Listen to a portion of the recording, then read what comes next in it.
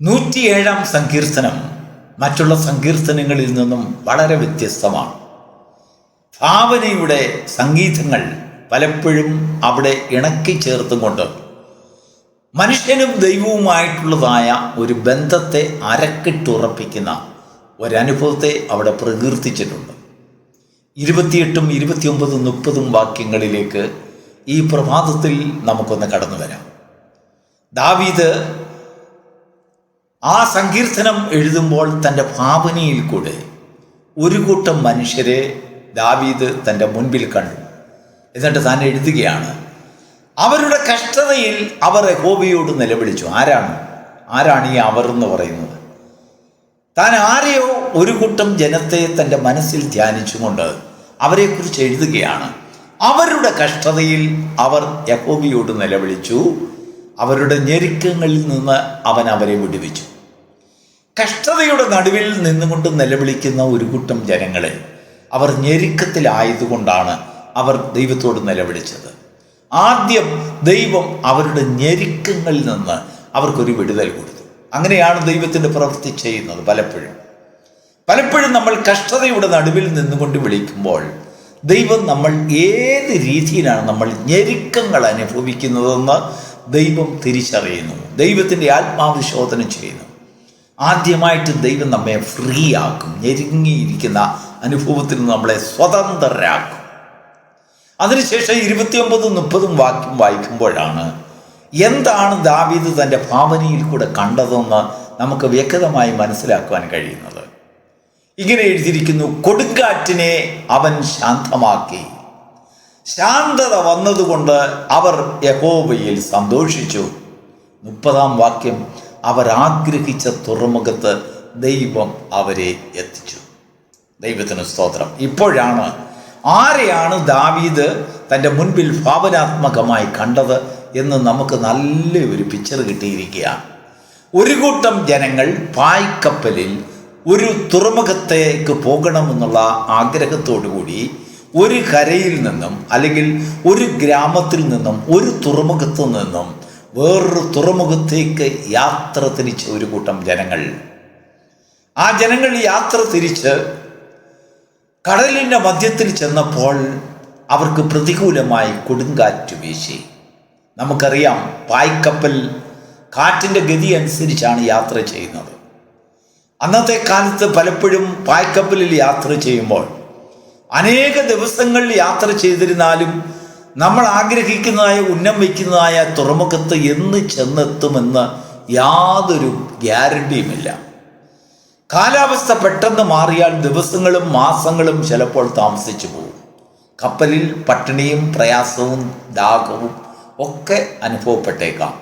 ഇതിനെയെല്ലാം സഹിക്കാമെന്നുള്ളതായ ഒരു തയ്യാറെടുപ്പോടുകൂടിയാണ് അന്നത്തെ കാലത്ത് പായ്ക്കപ്പലിൽ ജനങ്ങൾ കയറുന്നത്. ഇന്നത്തെ കാലത്തൊക്കെ ഉള്ളതായ കപ്പൽ എന്ന് പറഞ്ഞാൽ അതൊരു ഡീസൽ അല്ലെങ്കിൽ മറ്റ്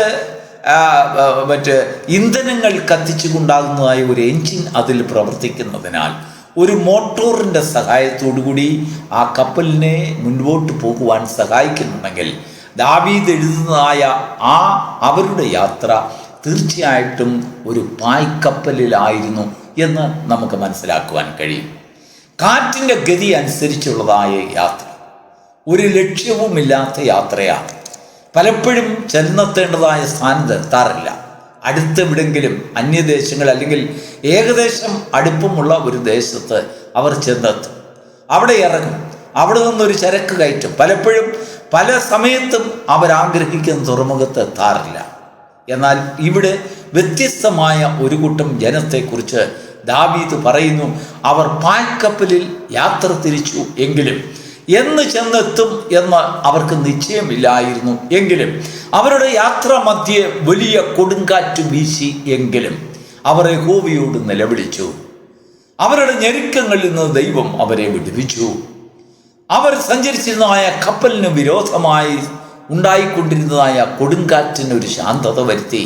ശാന്തത വന്നതുകൊണ്ട് അവർ യഹോവയിൽ സന്തോഷിച്ചു. നോക്കൂ, ആരാധനയുടെ മഹത്വത്തെ വെളിപ്പെടുത്തുന്നതായ സങ്കീർത്തനം 3 വാക്യങ്ങളിൽ താൻ ഒതുക്കുകയാണ്.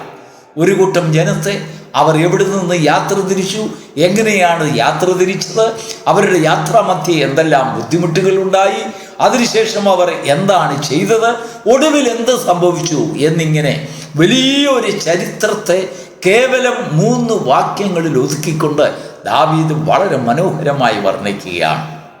ദൈവത്തിൽ ആശ്രയിക്കുന്ന ജനം യാത്ര മധ്യേ കര കാണുവാൻ കഴിയുകയില്ല, ചെന്നെത്തുകയില്ല എന്ന് ചിന്തിച്ചതായ പല തുറകളിലും ദൈവം അവരെ ആഗ്രഹിച്ച തുറമുഖത്ത് കൊണ്ട് എത്തിച്ചതായ ഒരു സാക്ഷ്യത്തിൻ്റെ വിവരണം. ദൈവത്തിന് മഹത്വം ഉണ്ടാകട്ടെ. പ്രിയപ്പെട്ട ദൈവത്തിൻ്റെ മക്കളെ, പലപ്പോഴും കടലിൻ്റെ മധ്യേ കാറ്റിനെ ആശ്രയിച്ചുള്ളതായ ഒരു യാത്ര മധ്യേ, ലക്ഷ്യമില്ലാത്ത യാത്ര മധ്യേ, ഉറപ്പില്ലാത്ത യാത്ര മധ്യേ ഞെരുക്കങ്ങളിലായിരുന്ന സമയത്ത് അവർ യഹോവയോട് നിലവിളിക്കുന്നവരാണെങ്കിൽ അവരുടെ മധ്യേ അവരെ രക്ഷിക്കുവാനായി ദൈവം ഇറങ്ങി വരുന്നു എന്നുള്ളതാണ് ഇവിടെ കാണിക്കുന്നത്.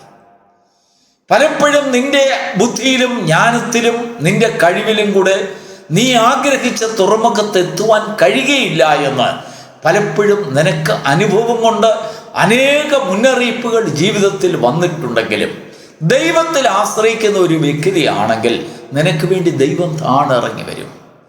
ചില ശാന്തതകൾ ദൈവം അവിടെ സൃഷ്ടിക്കും.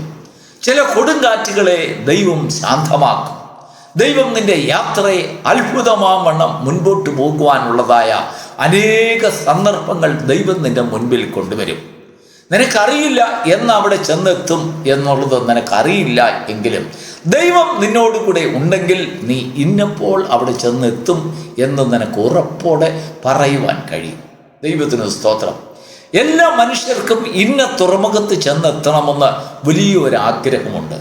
നമ്മുടെ ജീവിതത്തിൽ എവിടെങ്കിലും ചെന്നെത്തണമെന്ന് വിചാരിച്ചല്ല നമ്മൾ യാത്ര ചെയ്യുന്നത്. നമ്മുടെ മുൻപിൽ ഒരു തുറമുഖമുണ്ട്. നമ്മുടെ മുൻപിൽ നമ്മൾ ഇറങ്ങേണ്ടതായ ഒരു ഡെസ്റ്റിനേഷൻ നമുക്ക് എപ്പോഴും കാണും. നമ്മൾ ബസ്സിൽ യാത്ര ചെയ്യുമ്പോൾ, പ്ലെയിനിൽ യാത്ര ചെയ്യുമ്പോൾ, അല്ലെങ്കിൽ കപ്പലിൽ യാത്ര ചെയ്യുമ്പോൾ, ഏത് വിധത്തിലുള്ളതായ യാത്രയാണെങ്കിലും നമ്മുടെ മുൻപിൽ ഒരു ലക്ഷ്യബോധം കാണും. ആ ലക്ഷ്യത്തിലെത്താൻ നമ്മുടെ ബുദ്ധി കൊണ്ടുള്ള പ്രവർത്തിക്കുന്നതായ അനേക വാഹനങ്ങൾ കാണും. എന്നാൽ ഇവിടെ ദാവീദ് പറയുന്നതായ ജനങ്ങൾ അവരുടെ ബുദ്ധിയിൽ കൂടെ ഒതുങ്ങാത്തതായ വേറൊരു ദൈവിക ജ്ഞാനത്തിൽ ആശ്രയിച്ചുകൊണ്ട് ദൈവം അവരുടെ മുൻപിൽ കൊണ്ടുവരുന്നതായ സാഹചര്യങ്ങൾക്കനുസരിച്ച് നീങ്ങുന്നതായ ഒരു വാഹനത്തിലാണ് അവർ യാത്ര ചെയ്യുന്നത്. കഷ്ടത വന്നു, വലിയ കൊടുങ്കാറ്റടിച്ചു, പ്രയാസങ്ങൾ നേരിട്ടു, പല കപ്പലുകളും തകരുന്നത് അവരുടെ കണ്ണുകൊണ്ട് കണ്ടു. പലരും ആ കാറ്റിൽ പാറിപ്പോകുന്നതായ അനുഭവങ്ങൾ ഉണ്ടായി. പായ്ക്കപ്പലിൽ യാത്ര ചെയ്യുന്ന അനുഭവത്തെക്കുറിച്ച് അപ്പോസ്തലനായ പൗലോസ് യാത്ര ചെയ്ത അനുഭവങ്ങളെക്കുറിച്ച് നമുക്ക് വായിക്കുവാൻ കഴിയും. അവിടെ പലപ്പോഴും എഴുതിയിരിക്കുന്ന ഒരു വാചകമുണ്ട്, പാറിപ്പോയി എന്ന് പറഞ്ഞാൽ ആ കാറ്റെടുത്തുകൊണ്ട്, കപ്പലിനെ എടുത്തുകൊണ്ട് വളരെ ശക്തിയോടുകൂടെ അവർ ആഗ്രഹിക്കാത്ത സ്ഥലത്തേക്ക് അതിനെ കൊണ്ടുപോയി. പായ്ക്കപ്പലുകൾ പലപ്പോഴും ഉദ്ദേശിക്കുന്ന തുറമുഖത്തല്ല ചെല്ലുന്നത്, അടുത്തുള്ളതായ ഏതെങ്കിലും തുറമുഖങ്ങളിൽ ചെല്ലും. പഴയ കാലങ്ങളിലെല്ലാം അടുത്ത തുറമുഖങ്ങളുണ്ട്. കാരണം പായ്ക്കപ്പലിൽ വരുന്നവർ ഒരു തുറമുഖത്ത് അല്ലെങ്കിൽ വേറൊരിടത്ത് അടുക്കും. ഒരു ദേശത്ത് തന്നെ പല തുറകൾ കാണും. ദൈവത്തിന് മഹത്വം ഉണ്ടാകട്ടെ. എന്നാൽ ദൈവത്തിൽ ആശ്രയിക്കുന്ന ഒരു കൂട്ടം ജനങ്ങൾക്ക് കൊടുങ്കാറ്റ് വരട്ടെ, ഞെരുക്കങ്ങൾ വരട്ടെ, പ്രയാസങ്ങൾ വരട്ടെ, അവരുടെ ഹൃദയം ക്ഷീണിക്കുകയില്ല, അവർ തളർന്നു പോകുകയില്ല, അവർ തകർന്നു പോകുകയില്ല എന്ന് ദാവീദ് തൻ്റെ സങ്കീർത്തനത്തിൽ കൂടെ ജനങ്ങളെ, അത് കേൾക്കുന്ന ജനത്തെ, പാടുന്ന ജനത്തെ യഹോവയുള്ളിലുള്ളതായ പ്രത്യാശയിൽ അവരെ ഉറപ്പിക്കുകയാണ്. നിന്റെ ഹൃദയം ദൈവത്തിൽ ആശ്രയിക്കുന്ന ഹൃദയമാണെങ്കിൽ കൊടുങ്കാറ്റിനെ നോക്കി നീ ഭയപ്പെടരുത്. എന്താണെന്നറിയാമോ? നിനക്ക് നിലവിളിച്ചാൽ മാത്രം മതി. അവരുടെ കഷ്ടതയിൽ അവർ യഹോവയോട് നിലവിളിച്ചു. നിന്റെ കഷ്ടതയിൽ യഹോവയോട് നിലവിളിക്കുവാൻ നിനക്കൊരു ജ്ഞാനം ദൈവം തരുന്നുണ്ടെങ്കിൽ ആ നിലവിളിക്ക് ഒരർത്ഥമുണ്ട്. പായ്ക്കപ്പലിൽ യാത്ര ചെയ്യുന്നവർ കൊടുങ്കാറ്റിനെ കണ്ടുകൊണ്ട് യഹോവയോട്, ഏത് ദൈവത്തോട് നിലവിളിക്കുന്നു, അവരുടെ ഹൃദയത്തിൽ ഒരു സങ്കല്പം കാണും. ഈ കൊടുങ്കാറ്റിന്മേൽ ഇന്ന ദേവിക്ക് ഒരു സ്വാധീനം കാണും, ഇന്ന ദേവിയാണ് ഈ കൊടുങ്കാറ്റിനെ നിയന്ത്രിക്കുന്നതെന്നൊക്കെ പല സാങ്കല്പികമായിട്ടുള്ളതായ പല ജ്ഞാനങ്ങളും അന്നത്തെ കാലത്ത് കപ്പിത്താന്മാർക്കും ജനങ്ങൾക്കും ഉണ്ടായിരുന്നു. എന്നാൽ അതിൽ നിന്ന് വ്യത്യസ്തമായി ഒരു കപ്പൽ കടലിൻ്റെ നടുക്കില യഹോവയിൽ ആശ്രയിക്കുന്ന കപ്പൽ. ദൈവത്തിന് സ്തോത്രം. അതിൻ്റെ കപ്പിത്താന്മാർ, അതിലെ സഞ്ചാരികൾ യഹോവയിൽ ആശ്രയിക്കുന്നവരാണ്. അവരുടെ കഷ്ടത നേരിടുമ്പോൾ, പ്രയാസങ്ങൾ നേരിടുമ്പോൾ അവർ ദൈവത്തിൽ ആശ്രയിക്കുന്നു, യഹോവയെ നോക്കി നിലവിളിക്കുന്നു. ഈ കാറ്റിനെയും കൊടുങ്കാറ്റിനെയും ഓളങ്ങളെയും ഒക്കെ സൃഷ്ടിച്ചത് ആരാണെന്ന് അവർക്ക് വ്യക്തമായിട്ടറിയാം. അതിൻ്റെ ഉടയവൻ ആരാണെന്നറിയാം. ആരുടെ വാക്ക് അവർ അനുസരിക്കും എന്ന് അവർക്ക് നിശ്ചയമുണ്ട്. ആ വ്യക്തിയോട് അവർ നിലവിളിച്ചു. ദൈവം അവരുടെ ഞെരുക്കങ്ങളിൽ നിന്ന് അവരെ വിടുവിച്ചു. ദൈവത്തിന് സ്തോത്രം. ഞെരുക്കങ്ങളിൽ നിന്ന് വിടുവിച്ചതിന് ശേഷം ദൈവം കൊടുങ്കാറ്റിനെ ശാന്തമാക്കി, ഓളങ്ങൾ അടങ്ങി. ശാന്തത വന്നപ്പോൾ അവർക്ക് സന്തോഷമായി. എന്ന് പറഞ്ഞാൽ ശാന്തതയുടെ മുഖത്ത് ആരാധനകൾ വെളിപ്പെട്ടു. ദൈവത്തിൽ സന്തോഷിക്കുവാൻ തുടങ്ങി. ശാന്തത വരുത്തിയ ദൈവത്തെ അവർ പാടി സ്തുതിക്കുവാൻ തുടങ്ങി. അവർ കഷ്ടങ്ങളിൽ നിലവിളിച്ചു. ഞെരുക്കങ്ങളിൽ നിന്ന് യഹോവ അവരെ വിടുവിക്കുകയുണ്ടായി. അതിനുശേഷം കൊടുങ്കാറ്റിൽ അവരെ യഹോവയിൽ ആശ്രയിച്ചു. ഓളങ്ങളെ ദൈവം ശാന്തമാക്കി. ശാന്തത കണ്ടപ്പോൾ അവർ മതിമറന്ന് ദൈവത്തെ വിട്ടുകളഞ്ഞില്ല, ദൈവത്തിൽ സന്തോഷിക്കുന്നവരായി തീർന്നു. ദൈവത്തിന് സ്തോത്രം. നമ്മുടെ ജീവിതത്തിൽ പലപ്പോഴും ശാന്തത വരുമ്പോൾ നമ്മൾ ദൈവത്തിലെ സന്തോഷം വിട്ടുകളയ പതിവ. അതാണ് മനുഷ്യൻ്റെ സ്വഭാവം. നീ എങ്ങനെയാണ് ആ ശാന്തതയെ കാണുവാൻ ഇടയാക്കിയത്? അനേക കപ്പലുകൾ നിന്റെ മുൻപിൽ പാറിപ്പോയപ്പോൾ, തകർന്നു പോയപ്പോൾ, തകരാതെ ഈ എളിയ കപ്പലായ നിന്നെയും നിന്നോട് കൂടി ഉള്ളവരെയും നിന്റെ കുടുംബത്തെയും ദൈവം പോറ്റി പുലർത്തിയത് ദൈവത്തിൻ്റെ മഹാദയാണെന്നുള്ളതായ ഒരു കണ്ടുപിടുത്തം, ആത്മബോധം നിന്നെ ഭരിച്ചപ്പോൾ നിന്റെ ഹൃദയത്തിൽ സന്തോഷമുണ്ടാകും. അത് ആരാധനയിലേക്ക് നിന്നെ വഴി നടത്തും. അങ്ങനെ ആരാധിക്കുന്നതായ ഒരു കൂട്ടം ജനത്തെക്കുറിച്ച് ദാവീദ് വീണ്ടും 30-ാം വാക്യത്തിൽ പറയുകയാണ്, അവർ ആഗ്രഹിച്ച തുറമുഖത്ത് ദൈവം അവരെ എത്തിച്ചു. ദൈവത്തിന് മഹത്വമുണ്ടാകട്ടെ. പ്രിയപ്പെട്ട ദൈവത്തിൻ്റെ മക്കളെ, സമീപത്തുള്ളതായ ഒരു തുറമുഖത്തല്ല, അല്ലെങ്കിൽ അന്യദേശത്തുള്ളതായ നീ ചിന്തിക്കാത്ത ഒരു തുറമുഖത്തല്ല, വന്യമൃഗങ്ങളും ശത്രുക്കളും ദുഷ്ടമൃഗങ്ങളും ഒക്കെ ഉള്ളതായ മനുഷ്യവാസമില്ലാത്ത ഒരു തുറമുഖത്തല്ല കാറ്റ് നിന്നെ കൊണ്ടെത്തിച്ചത്. ദൈവം നിയന്ത്രിച്ചതായ കാറ്റായതിനാൽ, ദൈവം നിയന്ത്രിച്ച കപ്പലായതിനാൽ, യഹോവയിൽ ആശ്രയിച്ച കപ്പലായതിനാൽ, ഏത് തുറമുഖത്ത് നീ ആഗ്രഹിച്ചോ ആ തുറമുഖത്തേക്ക് ദൈവം നിന്നെ കൊണ്ടുവരുമാറാക്കും. ഭക്തന്മാരുടെ ആഗ്രഹം അവൻ സാധിക്കുന്നു. പല വിഷയങ്ങൾക്ക് വേണ്ടി നീ ആഗ്രഹിച്ച് നീ പ്രാർത്ഥിക്കുകയും നിലവിളിക്കുകയും ചെയ്തപ്പോൾ അതിൻ്റെ മധ്യത്തിൽ കഷ്ടത നീ കാണുമാറായി, ഞെരുക്കങ്ങൾ നീ കാണുമാറായി. അതിനെ പ്രാപിക്കുവാനും അതിനെ ലഭിക്കുവാനും സാധ്യമല്ല എന്ന് പലപ്പോഴും നിന്റെ ജീവിതത്തിൽ നീ കണക്ക് കൂട്ടി, നീ ചിന്തിച്ചു, നീ അങ്ങനെ നിരൂപിച്ചു, നീ അങ്ങനെ വിശ്വസിച്ചു.